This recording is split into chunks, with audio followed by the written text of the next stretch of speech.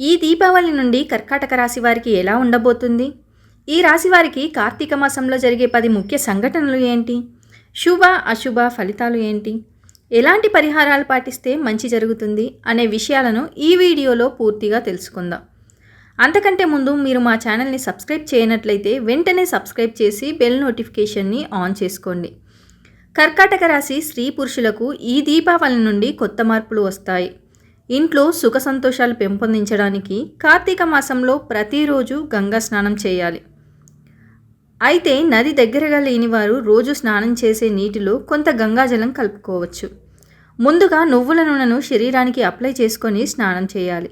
ఇలా చేయడం వల్ల మనసు ప్రశాంతంగా ఉంటుంది. ఈ మాసంలో ఈ రాశి వారికి రావాల్సిన డబ్బు సమకూరి అవసరాలు తీరుతాయి.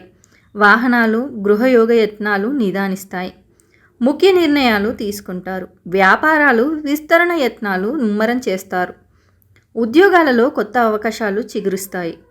పారిశ్రామికవేత్తలకు గతం కంటే ఉత్సాహవంతంగా ఉంటుంది. ఉద్యోగంలో స్థిరత్వం ఏర్పడుతుంది. అనుకోకుండా కొన్ని శుభవార్తలు వింటారు. నిరుద్యోగులకు కోరుకున్న సంస్థలో ఉద్యోగం లభిస్తుంది. వృత్తి వ్యాపారాలు తీరిక లేకుండా సాగిపోతాయి. ఆదాయానికి, ఆరోగ్యానికి లోటుండదు. బంధువులతో అపార్థాలు చోటు చేసుకునే అవకాశం ఉంది. ఉద్యోగం మారడానికి చేసే ప్రయత్నాలు ప్రస్తుతానికి ఫలించకపోవచ్చు. పిల్లలు వృద్ధిలోకి వస్తారు. సతీమణికి వృత్తి ఉద్యోగాల్లో అదృష్టం కలిసి వస్తుంది. కుటుంబ జీవితం బాగుంటుంది. మీ జీవిత భాగస్వామికి మంచి ఆదాయం లేదా కొంత ఆర్థిక లాభాలు ఉంటాయి. ఈ నెలలో మీ కుటుంబానికి ఒక శుభ సందర్భం ఉంటుంది. వ్యాపారంలో ఉన్నవారికి మిశ్రమ ఫలితాలు ఉంటాయి. ఆర్థికంగా బాగానే ఉంటుంది, కానీ ఆశించిన ఫలితాన్ని సాధించడానికి మీరు కష్టపడి పని చేయాలి. ఈ నెలలో చాలా పని ఒత్తిడి ఉంటుంది. విద్యార్థులకు ఈ నెల ప్రథమార్థం ఉపకరిస్తుంది, కాబట్టి ద్వితీయార్థంలో బద్ధకం, ఏకాగ్రత లోపిస్తుంది. అయినప్పటికీ మీ పరీక్షలలో తక్కువ ఫలితాలు వచ్చే అవకాశం ఉన్నందున విశ్రాంతి తీసుకోవద్దని లేదా మీ అధ్యయనాలను వాయిదా వేయవద్దని సలహా ఇవ్వబడింది. ఆరోగ్యపరంగా ఈ నెల సాధారణంగా ఉంటుంది. గ్యాస్ట్రిక్ సంబంధిత సమస్యలు, రక్త సంబంధిత సమస్యల గురించి మీ ఆరోగ్యాన్ని జాగ్రత్తగా చూసుకోండి. సరైన విశ్రాంతి తీసుకోవడం, సమయానికి ఆహారం తీసుకోవడం ఈ విషయంలో సహాయపడుతుంది. ఈ నెల ఆర్థికంగా బాగుంటుంది, ఎందుకంటే మీరు మీ సంపాదనలో పెరుగుదలను చూస్తారు. మీరు స్థిర ఆస్తులు లేదా వాహనాన్ని కొనుగోలు చేయాలంటే ఈ నెల ప్రథమార్థంలో చేయండి. మొదటి వారంలో ఈ రాశి స్త్రీలకు, పురుషులకు ఈ మాసం బాగుంటుంది. కార్యక్రమాలలో స్వయంకృత అపరాధాలు చోటు చేసుకున్నప్పటికీ చెప్పుకోదగిన ఒడిదొడుకులు ఏవీ ఏర్పడవు. ఆదాయ వ్యయాలలో సమతుల్యత లోపించకుండా తగు జాగ్రత్తలు తీసుకోగలుగుతారు. పొదుపు పైన దృష్టిని పెడతారు. సంతాన పురోభివృద్ధికి మానసిక ప్రశాంతతను కలిగిస్తుంది. శుభవార్తలు వింటారు. అన్నీ అనుకూలంగా ఉన్నప్పటికీ మానసిక సంఘర్షణ చోటు చేసుకుంటుంది. సామాజిక సేవా కార్యక్రమాల్లో పాల్గొంటారు. మిత్రులలోని ఒక వర్గంతో సత్సంబంధాలు మరింత బలపరుచుకుంటారు. మీ సహాయ సహకారాలతో ఉన్నత పదవిని అలంకరించిన వారు కీలక సమయంలో కొద్దిపాటి సహాయం మాత్రమే చేస్తారు. మీకు కోపం, ఆశ్చర్యం రెండూ కలుగుతాయి. ఏరు దాటి తెప్పను తగలేసే వ్యక్తులు ఇబ్బంది పెడతారు. మీ మనోవేదనకు కారణమవుతారు. ఎవరిని నమ్మాలన్నా భయం కలుగుతుంది. మెడిసిన్ సీటు వస్తుంది. భగవంతునిపై భారం వేసి చాలా కార్యక్రమాలు చేస్తారు. సర్పదోష నివారణ చూర్ణంలో సర్వరక్ష చూర్ణాన్ని కలిపి స్నానం చేయండి. పోటీ పరీక్షలో విజయం సాధిస్తారు. ఉద్యోగం చేసే చోట వాతావరణం కలుషితం అవుతుంది. కుల, మత, వర్గ, ప్రాంతీయ రాగద్వేషాలు చోటు చేసుకుంటాయి. జీవితంలోకి ఆహ్వానిద్దామన్న వ్యక్తి కొన్ని కారణాల వల్ల ఆహ్వానించలేడు. కొత్త కొత్త రంగాలలో ఉన్న నైపుణ్యాన్ని తెలుసుకుంటారు. వైద్య విద్య, సాంకేతిక విద్య, చార్టెడ్ అకౌంటెంట్ ఇలాంటివన్నీ కూడా కలిసొస్తాయి. విదేశీయాన సంబంధిత విషయాలు లాభిస్తాయి. విదేశాలలో ఉద్యోగం చేయాలన్న కోరిక నెరవేరుతుంది. అవివాహితులైన వారికి వివాహ ప్రాప్తి. రెండవ వారంలో సంతానం లేని వారికి సంతానం కలుగుతుంది. గైనిక్ ప్రాబ్లమ్స్ను అధిగమిస్తారు. సంతానం క్రమశిక్షణ తప్పడం కొద్ది కాలం ఆందోళనలకు కారణమవుతుంది. వాహనాలు నడిపేటప్పుడు జాగ్రత్త అవసరం. ఆర్థిక పరిస్థితులు మెరుగుపడతాయి.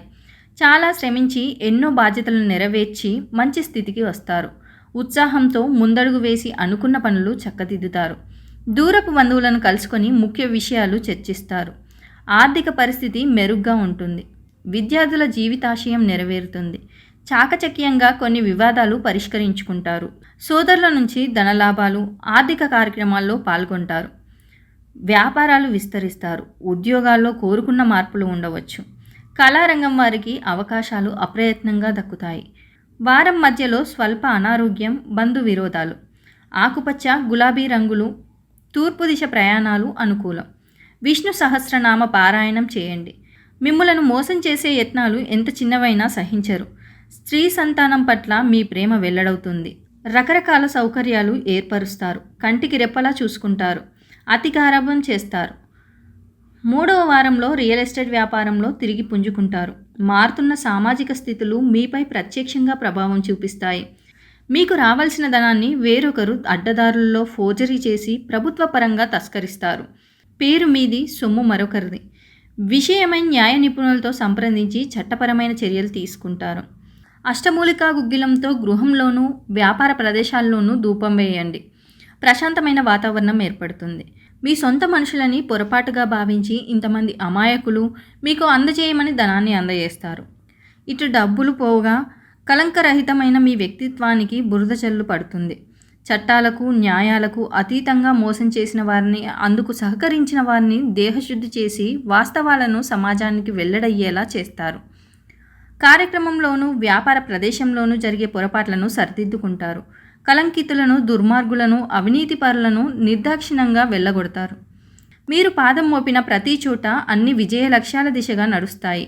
నీతి, నిజాయితీలు, శ్రమ, అంకితభావం వాటికి మాత్రమే మీ దగ్గర చోటు ఉంటుంది. సమాజంలో మీరంటే గౌరవ ప్రతిష్టలతో పాటు భయం కూడా ఉంటుంది. డబ్బు నీళ్ళలాగా ఖర్చు అవుతుంది. చివరి వారంలో పొదుపు పథకాల ఆలోచన ఏనాడో అటకెక్కుతాయి. కొన్ని ప్రయోజనాలు ప్రాతిపదికగా మీరు ఇష్టం లేని వ్యక్తులతో అవినీతి మార్గంలో డబ్బులు సంపాదించే మార్గానికి మరికొంతమంది మధ్యవర్తులు రాజీ ప్రయత్నాలు, రాయబార ప్రయత్నాలు చేస్తారు.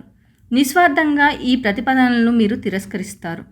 అవినీతి పరులతో కూర్చొని పంచభక్ష పరమాణాలు తినే కన్నా నీతిగా గంజి తాగి బ్రతకడమే నయమని భావిస్తారు. నిన్ను ఎవరూ మార్చలేరు, నీ కర్మ ఇంతే అని స్నేహితులు నిందిస్తారు. మధ్యవర్తిత్వానికి, మధ్యవర్తి సంతకాలకు దూరంగా ఉండండి. ఇది మీకు అంతుపట్టని విషయంగా పరిణమిస్తుంది. మీ ఆర్థిక మూలాలను పెకిలించి మిమ్మల్ని ఆర్థికంగా దెబ్బతీయాలని ఒక వర్గం గట్టిగా ప్రయత్నిస్తుంది. వాళ్ళ ప్రయత్నాలు విఫలమవుతాయి.